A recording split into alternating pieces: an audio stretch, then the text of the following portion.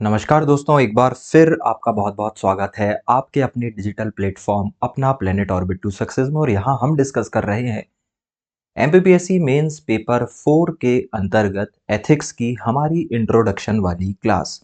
तो जल्दी से जुड़ जाओ इस क्लास में और देन फिर हम ज़बरदस्त तरीके से आज का हमारा इंट्रोडक्शन जो है वो कंप्लीट करेंगे। जल्दी से जुड़ जाइए भाई। और अगर आप जुड़ चुके हैं तो लाइव चैट को प्राइवेट से ऑल कर लीजिए एंड देन जल्दी से मुझे बता दीजिए कि आप जुड़ चुके हैं। तो फिर हम हमारी इस क्लास को शुरू करते हैं।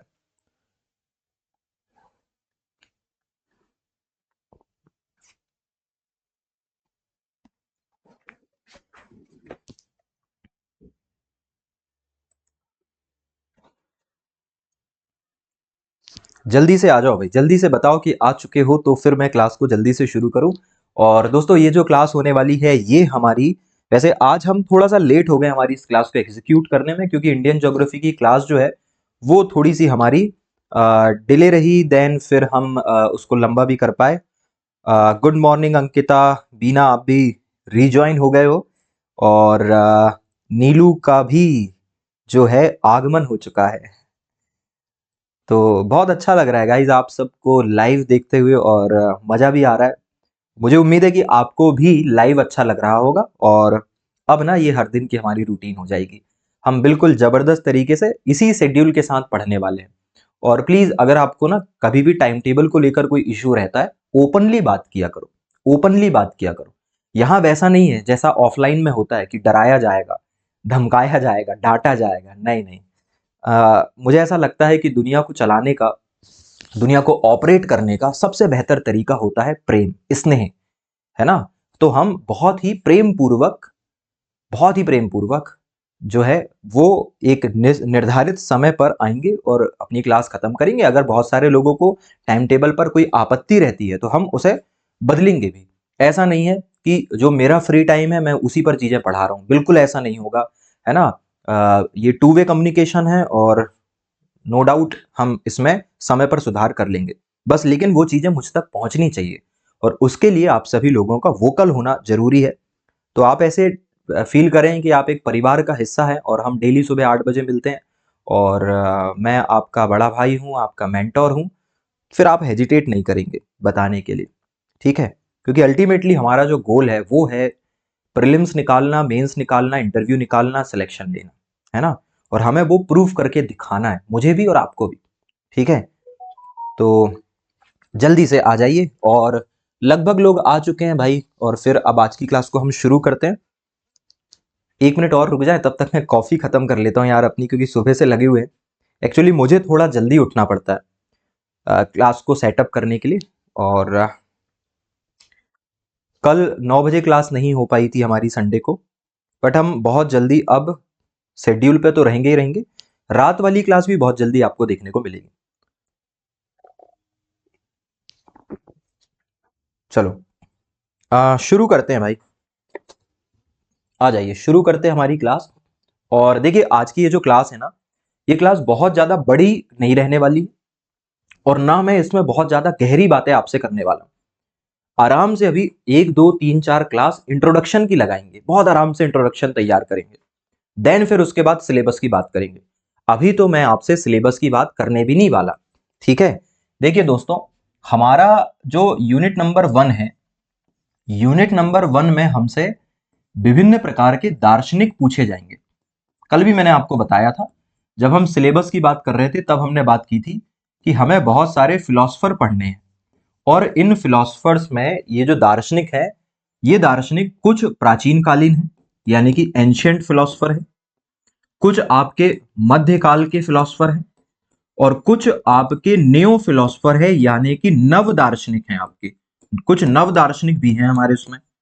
अब हमने उनको कैटेगराइज क्यों किया है? क्योंकि मैंने आपको उस दिन भी कहा था और आज भी फिर आपसे कह रहा हूं, कोई भी व्यक्ति, कोई भी व्यक्ति इस दुनिया का, चाहे वो विचारक हो चाहे ना हो, साधारण व्यक्ति हो, दार्शनिक हो, कोई भी हो, उस पर उसके वातावरण का, तत्कालीन राजनीतिक, सामाजिक, आर्थिक स्थिति का, बौद्धिक स्थिति का बहुत प्रभाव पड़ता है। आज आप जो कुछ भी हैं, आज मैं जो कुछ भी हूं, क्यों है हम ऐसे?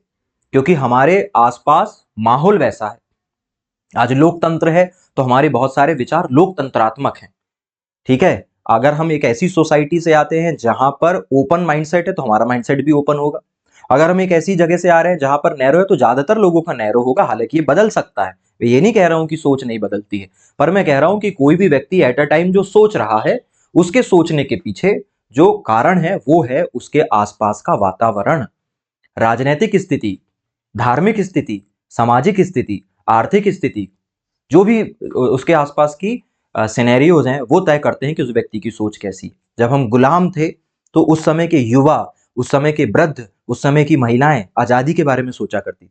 अब जब हम आज आजाद हैं, डेमोक्रेटिक नेशन बना चुके हैं, अब हम डेवलपमेंट की बात करते हैं। जब डेवलप हो जाएंगे तो फिर कुछ और बात करेंगे। तो हमारी सोच उस बात में निर्भर करती है। प्राचीन कालीन इतिहासकार, प्राचीन कालीन दार्शनिक अलग विषय वस्तु पर अपना दर्शन देते हैं, बहुत गूढ़ रहस्यों पर बातचीत करते हैं।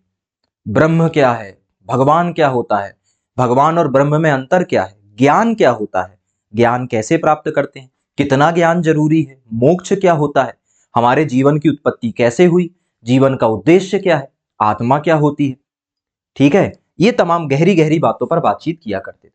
फिर दोस्तों मध्यकाल में आपने देखा कि भारत में ज्यादातर हमें मध्यकालीन दार्शनिक भारतीय ही पढ़ने हैं।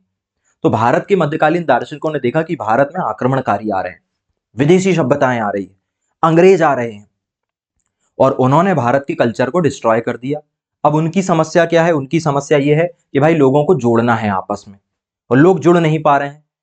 क्यों नहीं जुड़ पा रहे हैं? क्योंकि जातिगत भिन्नताएं बहुत ज्यादा है, व्यक्तिगत भिन्नताएं बहुत ज्यादा है, धार्मिक तौर पे हम अलग हैं, सामाजिक तौर पर अलग हैं, वर्ण और जाति के तौर पे अलग हैं, आर्थिक असमानता तो पहले से थी, लिंग के आधार पर भेदभाव पहले से था।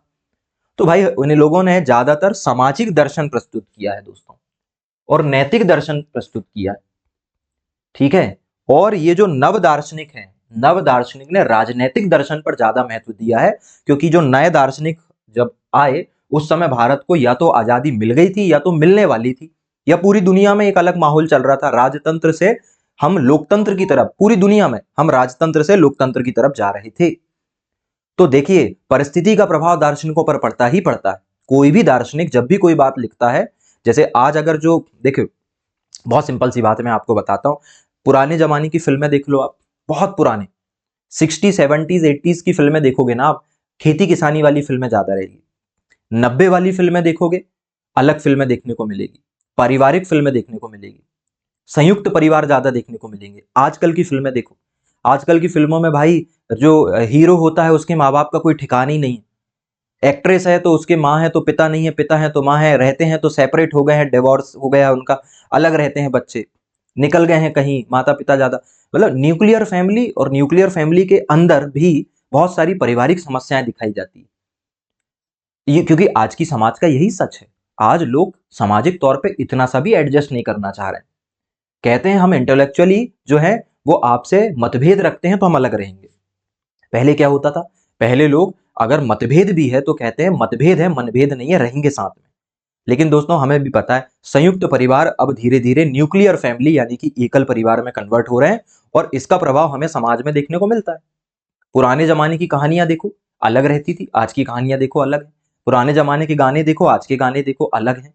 तो मैं वही आपको बताना चाह रहा हूं कि वर्तमान में जो भी बातें चल रही है, जो भी विचार उत्पन्न हो रहे हैं, वो इस बात पर निर्भर करते हैं कि आपके आसपास का वातावरण कैसा है। तो इसलिए हमें अलग अलग प्रकार के दार्शनिक पढ़ाए जा रहे हैं कि हम एक पूरी जर्नी देख सकें।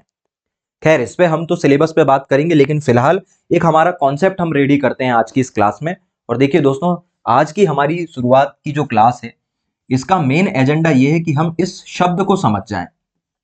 दोस्तों दर्शन यानी कि फिलॉसफी क्या होती है, फिलॉसफी क्या होती है भाई, इसे अगर आज हमने समझ लिया तो आज हमारी इस क्लास का उद्देश्य पूरा हो जाएगा। दोस्तों दर्शन क्या होता है हम उसकी बात कर रहे हैं, फिलॉसफी क्या होती है थोड़ा सा समझना, थोड़ा सा समझना। देखिए पूरी दुनिया में दर्शन को हमने दो भागों में बांट रखा है। हम भारत में खड़े होके, हम भारत में खड़े होके जब दर्शन को देखते हैं तो भारत में खड़े होकर दर्शन दो प्रकार से दिखाई देता है, देसी और विदेशी। देशी तो नहीं बोलेंगे, उसे हम कहेंगे भारतीय दर्शन, और जो बाहर है उसे हम कहेंगे विदेशी। चाहे वो यूरोप का हो, चाहे वो ग्रीस का हो, चाहे वो इटालियन हो, चाहे वो चाइनीज हो, लेकिन वो सब है विदेशी। दर्शन दो है, भारतीय दर्शन यानी कि हमारा खुद का अपना दर्शन स्वदेशी, और एक बाहरी दर्शन। दोनों ही दर्शन हैं, काफी मिलीजुली बातें करते हैं, दोनों का उद्देश्य सेम है, लेकिन दोनों का नजरिया काफी अलग है। देखिए, ये जो दार्शनिक तौर पर लड़ाई है इस पूरी दुनिया की, कि भाई ये जो हिस्सा है ये कहलाता है पूर्वी दुनिया, और ये वाला दुनिया का हिस्सा कहलाता है पश्चिमी दुनिया, वेस्टर्न वर्ल्ड। जैसे आप कहते हो ना वेस्टर्न कल्चर, वेस्टर्न कल्चर कहां से आया? पश्चिमी देशों से आया, यूरोप, अमेरिका, इधर से। पूर्वी देश में कौन आएगा? चाइना, जापान, इंडिया, ये सब आएंगे, इंडोनेशिया, ये सब आएंगे। पूर्वी दुनिया जो है ना दोस्तों, ये ज्यादा आध्यात्मिक है, ज्यादा आध्यात्मिक है थोड़ी, ठीक है। बहुत सारे देश पूर्वी दुनिया में ऐसे हैं जो नास्तिक हैं, मैं मानता हूं, लेकिन उसके बावजूद भी यहां पर स्पिरिचुअलिज्म ज्यादा है पूर्वी भारत में। पूर्वी भारत में स्पिरिचुअलिज्म, अध्यात्म पे बातें करो, बहुत मजा आएगा लोगों को। भौतिकता से दूर रहने वाले लोग ज्यादा थे। अब तो स्थिति बदल रही है, अब तो सब मिलजुल गई है चीजें, क्योंकि अब इकोनॉमी ने सबको आपस में मिला दिया। अब हम ग्लोबल ट्रेड करने लगे हैं, अंतरराष्ट्रीय बाजार का हिस्सा है हम, तो अब हमारे यहाँ संस्कृतियों का आदान प्रदान ज्यादा है। क्योंकि लैंग्वेज भी हमारे यहाँ जो है वो यूनिवर्सल होती चली जा रही है पूरी दुनिया में, अब इंग्लिश का बोलबाला है, तो फिर इसलिए हम हमारे अंदर जो कल्चरल डिस्पैरिटी थी, यानी कि सांस्कृतिक जो भिन्नताएं थी, वो कम हो रही है अब, ठीक है। एक पढ़ा लिखा भारतीय व्यक्ति जिसने अंग्रेजी कपड़े पहन रखे हैं, तो आप उसको नहीं कह सकते कि ये भारतीय है, आप ये कहोगे कि हो सकता है भाई अमेरिका में भारतीय मूल का अमेरिकी हो, इंडियन ओरिजिन बेस्ड क्या हो आपका, अमेरिकन सिटीजन हो, क्योंकि अब अंतर खत्म हो रहा है। लेकिन एक जमाने में पूर्वी भारत के लोग स्पिरिचुअल हुआ करते थे, और पश्चिम भारत के लोग भौतिकवादी हुआ करते थे दोस्तों।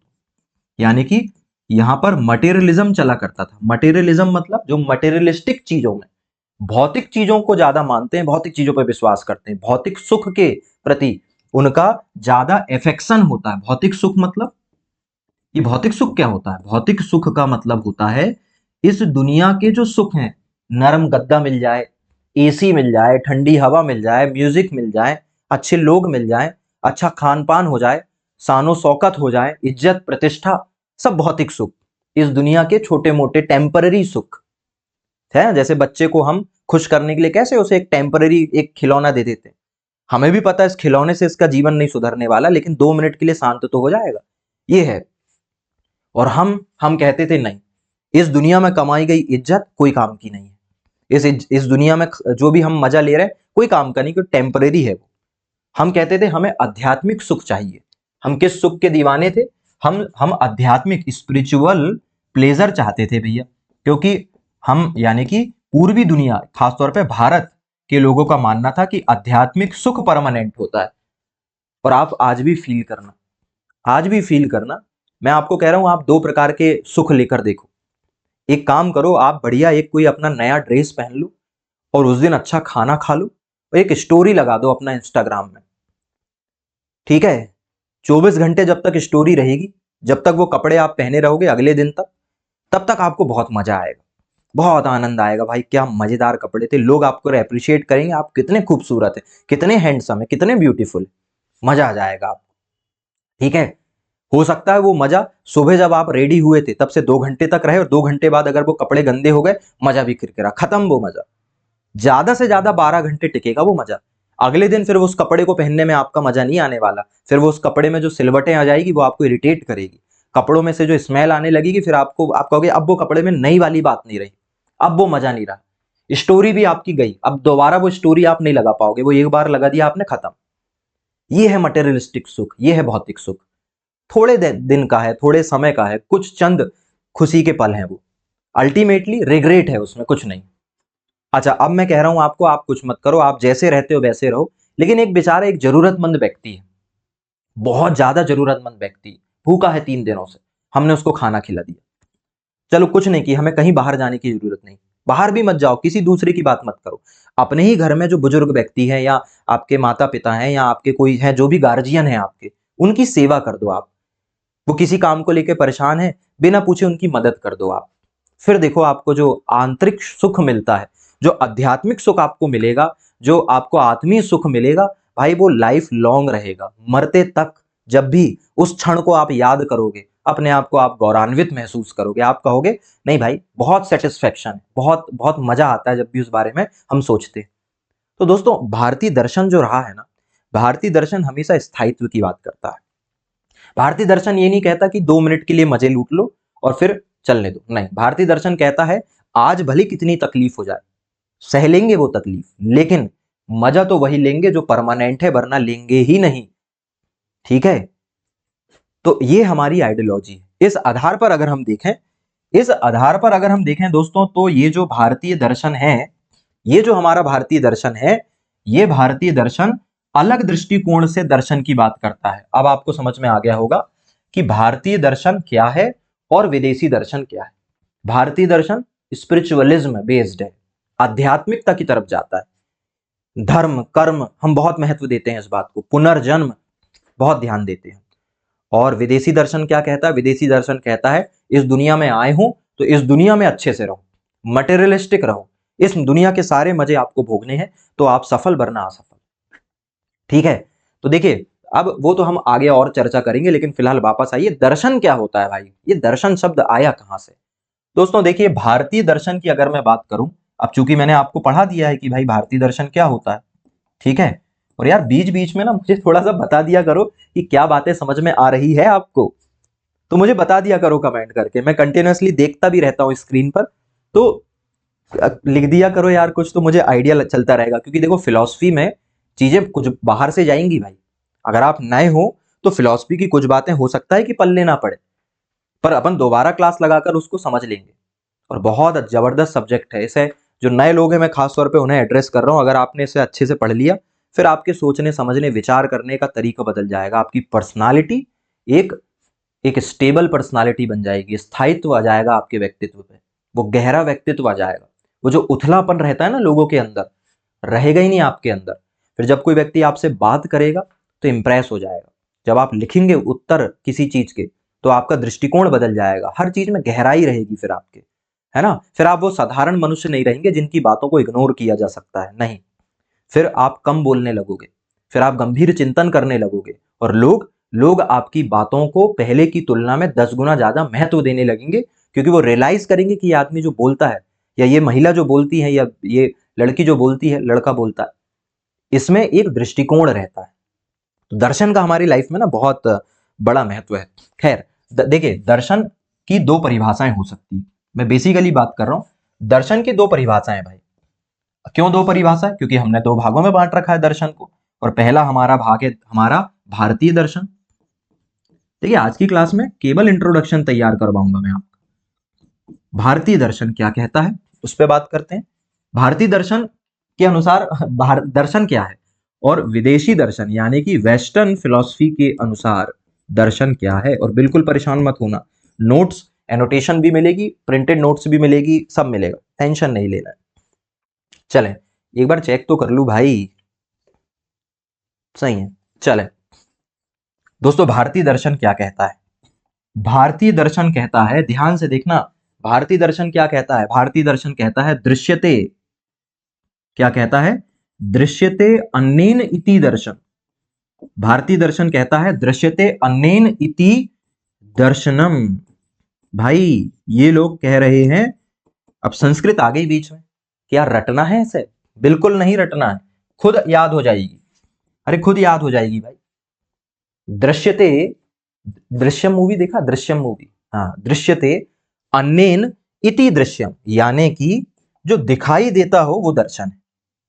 क्या बोल रहे हैं ये? जो दिखाई देता हो वो दर्शन है। अब ये दिखाई देना क्या होता है? कई फालतू चीजें दिखाई देती, क्या वो भी दर्शन है? उनने कहा नहीं, उनने कहा भैया दृश्यते अन्येन इति दर्शन मतलब जब आप बहुत ही माइक्रो तरीके से देखते हो किसी चीज को, सूक्ष्म तरीके से देखते हो, बुद्धि लगा के देखते हो, बुद्धि लगाना तर्क लगा के देखते हो, जब आप सूक्ष्मता के साथ यानी कि माइक्रो लेवल पर देखते हो, तार्किकता के साथ यानी कि लॉजिकल होकर किसी चीज को देखते हो, सूक्ष्मता और तार्किकता के साथ जो दिखाई देता है, जो दिखाई देता है वह ज्ञान दर्शन है। मैंने क्या कहा? सूक्ष्मता और तार्किकता के साथ जो दिखाई देता है वह ज्ञान क्या कहलाता है? दर्शन कहलाता है। आलतू फालतू ज्ञान दर्शन नहीं है भैया, कि चल रहे हो और जो दिखाई दे गया वो दर्शन, ठीक है। दर्शन क्या है, एक सेकेंड रुकना है ना। हाँ, दर्शन क्या है भाई, दर्शन क्या है दोस्तों, दर्शन है आपका बहुत सिंपल। भारतीय दर्शन कहता है दृश्यते अन्येन इति दर्शना, बहुत माइक्रो माइक्रो तरीके से लॉजिकल होकर जो आपको चीजें दिखाई देती है।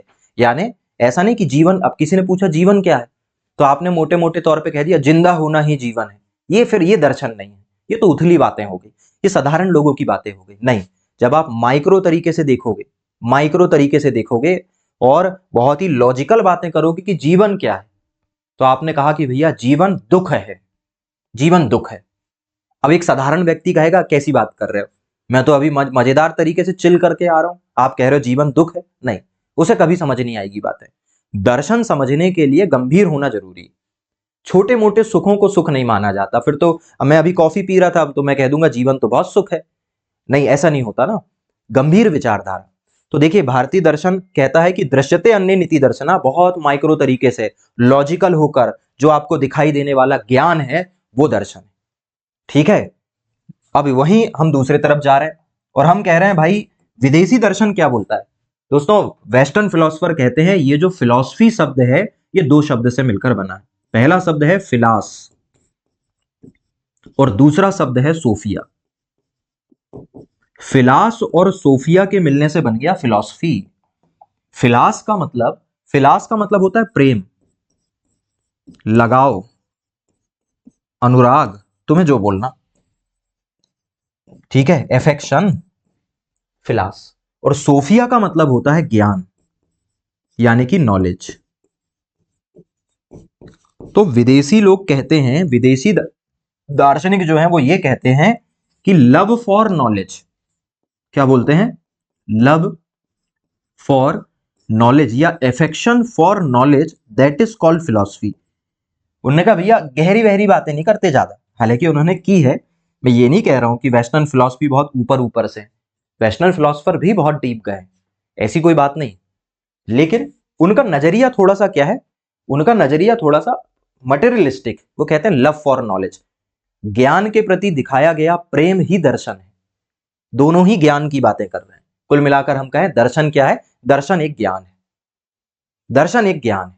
भारतीय दर्शन कहता है कैसा ज्ञान है, बहुत ही माइक्रो और लॉजिकल तरीके से जो दिखाई देता है वो ज्ञान है।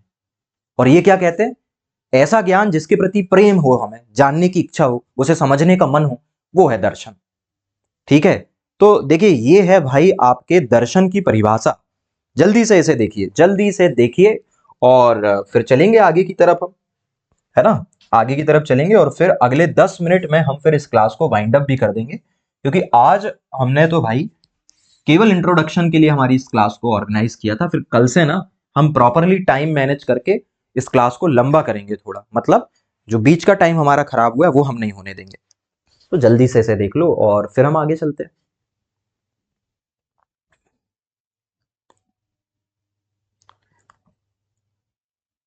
तो ये होता है भाई दर्शन। चलें, समझ में आ रहा है भाई?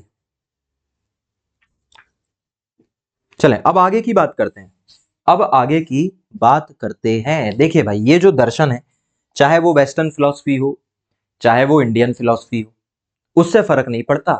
फिलहाल ये देखिए कि ये जो दर्शन है दोस्तों, ये जो दर्शन नाम का पेड़ है ना, ये जो फिलॉसफी नाम का जो पेड़ है आपका, इस पेड़ की बहुत सारी ब्रांचेस हैं। ये जो दर्शन नाम का पेड़ है, फिलॉसफी नाम का जो पेड़ है, इस पेड़ की 4 शाखाएं हैं भाई। इस दर्शन नाम के पेड़ की 4 ब्रांचेस हैं, 4 बड़ी बड़ी शाखाएं हैं। कौन कौन सी शाखाएं हैं चलो देख लेते हैं। इसकी 4 बड़ी बड़ी शाखाएं हैं, इसकी 4 शाखाएं हैं। इन 4 शाखाओं से ये दर्शन बना है। पहली जो ब्रांच है, पहली जो ब्रांच है दोस्तों, वो कहलाती है ज्ञान मीमांसा।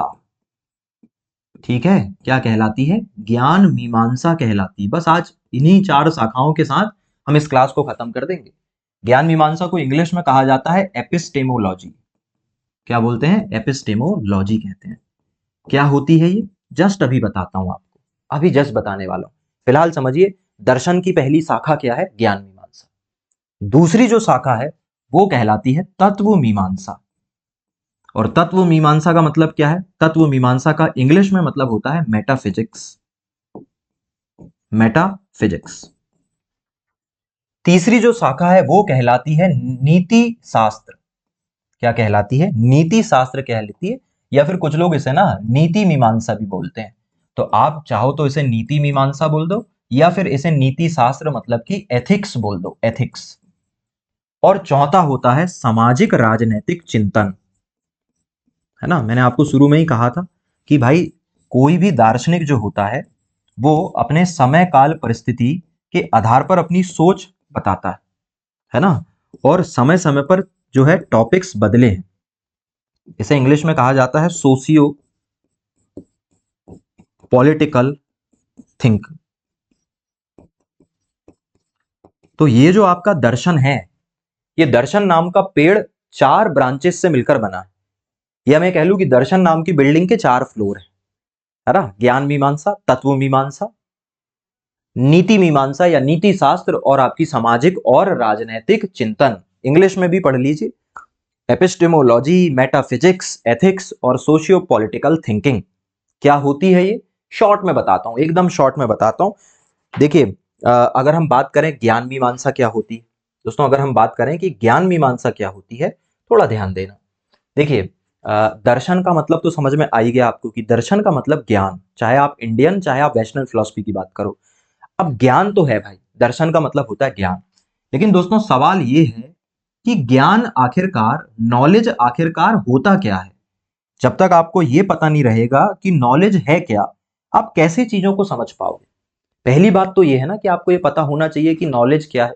जैसे मैं आपको कहूं कि आपको दुनिया में पुण्य कमाना है, आपको दुनिया में पुण्य कमाना है, तो उसके लिए आपको ये पता होना चाहिए ना कि पुण्य क्या क्या होते हैं और कौन सी चीजें पुण्य नहीं पाप होती है। जब आप पाप और पुण्य के बीच में अंतर ही नहीं जानोगे तो कैसे तय करोगे कि आपको पाप करना है कि पुण्य करना है।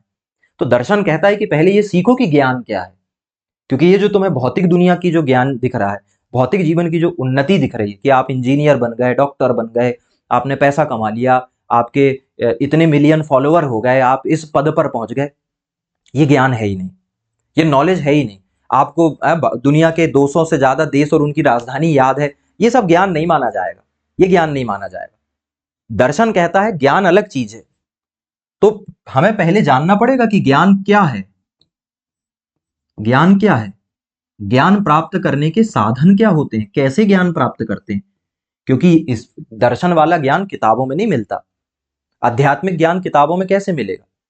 तो ज्ञान क्या है, साधन क्या है उसके, ज्ञान प्राप्त करने के, ज्ञान प्राप्त करने की सीमा क्या होती है, ज्ञान कितना प्राप्त करने की जरूरत है सुख प्राप्त करने के लिए।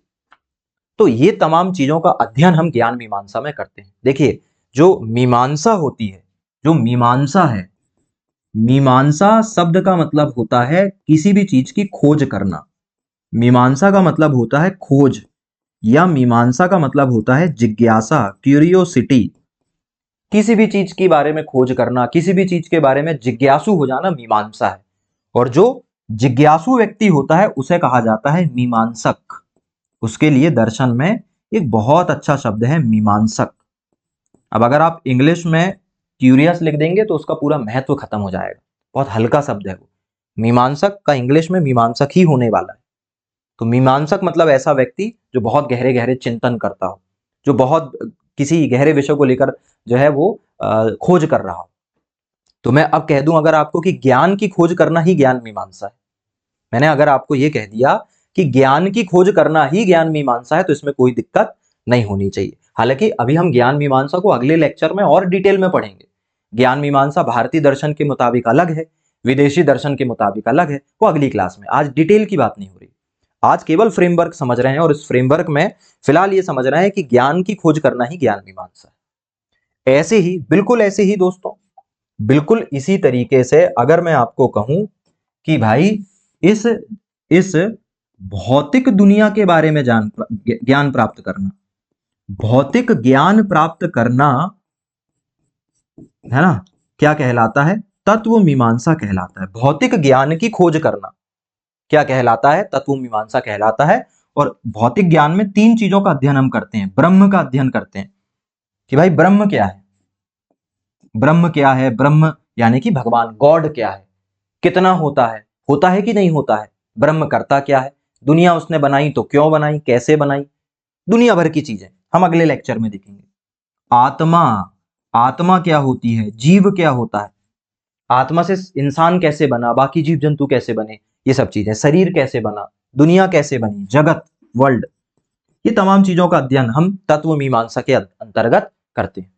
तो इन सब चीजों के बारे में जो प्रश्न होते हैं, एक ज्ञानी व्यक्ति क्या सोचता है, यार दुनिया कैसे बनी होगी, कैसे चलती होगी, दुनिया में जो भी चीजें हो रही है उसके पीछे क्या कारण होगा, क्या उद्देश्य होगा, सब, क्या हमारा जन्म बस ऐसे ही हुआ है यहाँ पे टाइम पास करने के लिए, हमारे जीवन का उद्देश्य क्या है, मानव क्यों बना होगा, मछली क्यों बनी होगी, पानी क्यों बना होगा, इन गहरे गहरे सवालों के बारे में खोज करना तत्व मीमांसा कहलाता है। अब देखिए, पुराने जो दार्शनिक थे वो एपिस्टेमोलॉजी और मेटाफिजिक्स पे ज्यादा बात किया करते थे।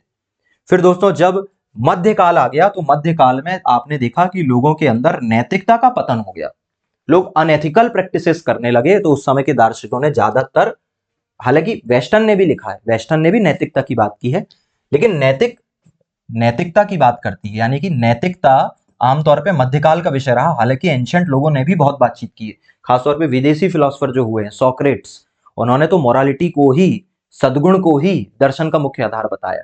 आगे सब पढ़ने में आएगा, लेकिन फिलहाल समझिए नीति शास्त्र के अंदर हम नैतिकता यानी कि मोरालिटी की बात करते हैं कि आखिरकार एक व्यक्ति को कैसा आचरण करना चाहिए, कैसा व्यवहार करना चाहिए, है ना, नैतिकता क्या होती है, अनैतिकता क्या होती है, हमारे कर्तव्य क्या होते हैं, इन सब का अध्ययन हम इसमें करते हैं।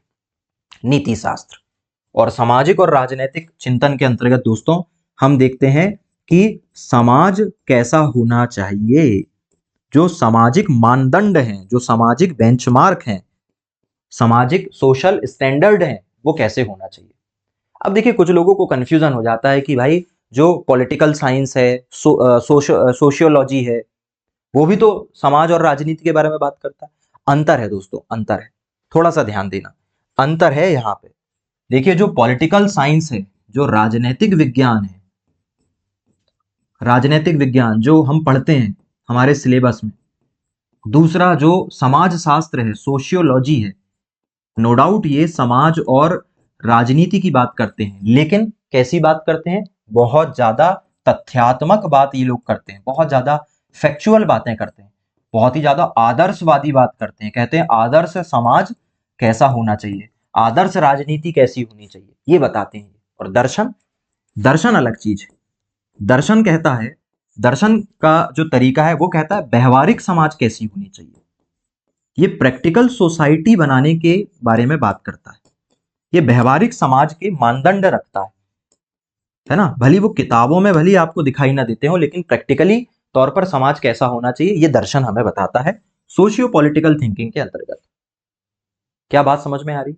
तो मैंने आपको अभी बहुत, देखिए इन सब के अंदर भी शाखाएं हैं, तत्व मीमांसा, ये अगले लेक्चर में ना, अगले लेक्चर में बहुत डिटेल से पढ़ेंगे, लेकिन फिलहाल हमने ये देखा कि दर्शन के 4 ब्रांचेस होते हैं।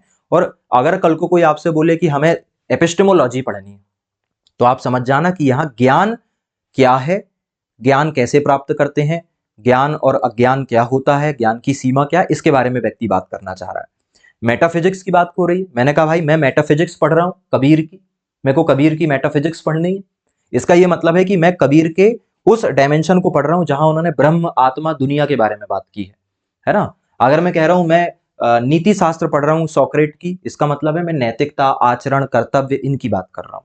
सोशियो पॉलिटिकल थिंकर में हम समाज, राजनीति की बात करते हैं, है ना। तो ये तमाम चीजें हमें दर्शन में देखने को मिलती है। अब लास्ट, एकदम लास्ट हम बातचीत करते हैं दोस्तों, जो हमने ऑलरेडी शुरुआत में बात की थी, भारतीय दर्शन यानी कि इंडियन फिलॉसफी और जो वेस्टर्न फिलॉसफी है, विदेशी दर्शन है, इनके बीच में जो मूल अंतर है वो क्या है, बेसिक डिफरेंस क्या है, मूल अंतर ऐसा क्या है जो भारतीय दर्शन और विदेशी दर्शन को अलग कर देता है। देखिए, पहली तो मैंने बात आपको कहा था कि भाई भारतीय दर्शन जो है वो काफी ज्यादा स्पिरिचुअलिज्म को फॉलो करता है, यानी कि आध्यात्मिक ज्ञान के बारे में बात करता है। वहीं ये जो विदेशी दर्शन है यह है मटेरियलिज्म, यानी कि भौतिकवाद और भौतिक ज्ञान के पीछे ज्यादा बातचीत करता है। भारतीय दर्शन जो है दोस्तों, इसका जो नजरिया है दुनिया को देखने का या फिर जीवन को देखने का, है ना, ये काफी प्रैक्टिकल है। हमारी जो सोच है ना वो काफी व्यवहारिक है, देखने में नहीं लगती व्यवहारिक, लेकिन हमारी व्यवहारिक सोच है। ठीक है, हमारी जो सोच है वो ऐसी है कि हम कहते हैं कि जीवन जीवन और जीवन के दुख क्या हैं, हम इसको समझना चाहते हैं।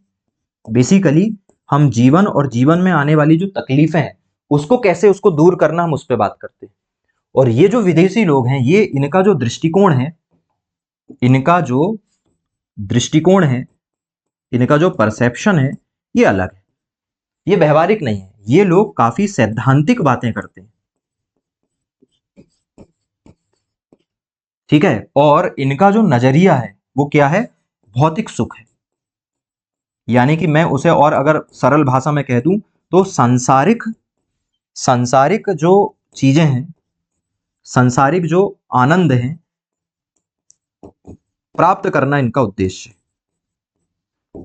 बेसिकली अगर हम बात करें तो कुछ लोग, एक दो लोग होंगे ऐसे जो दोनों जगह अपवाद होते होंगे। जैसे हमारे यहाँ हैं चार्वाक अलग बात करता है, उनके यहाँ भी कुछ लोग हैं जो अलग बात करते हैं, वो हम अपवाद तो हर जगह हैं। तो दोस्तों फिलहाल आज की क्लास तो हम यहीं रख रहे हैं, यहीं तक रख रहे हैं, और कल की क्लास में हम भारतीय दर्शन के स्वरूप को समझेंगे। यानी कि ये जो हमने एक एक चीजें पढ़ी है इसके बारे में डिटेल से डिस्कशन करेंगे। बहुत इंपॉर्टेंट क्लास रहेगी। तो कैसी लगी आज की क्लास? और फिलहाल हम इतना ही देख रहे हैं, और अभी मैं आपसे सिलेबस की बात नहीं कर रहा हूं। जब तक हम दर्शन को समझ नहीं लेंगे जब तक हम सिलेबस की बात नहीं करेंगे। ठीक है, तो फिलहाल आज की क्लास में बस इतना ही। जल्दी से मुझे बता दो, अगर कोई डाउट है तो पूछ लो, और अगर क्लास ठीक लगी है तो भाई थम्स अप वाला कमेंट कर दो। देन फिर हम इस क्लास को खत्म करेंगे और फिर कल मिलेंगे।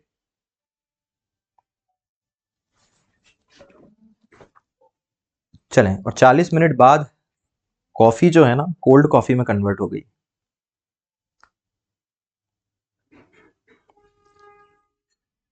लगभग लगभग 40 मिनट की तो क्लास हमारी हो ही गई। जल्दी बताओ भाई, कौन कौन लाइव है?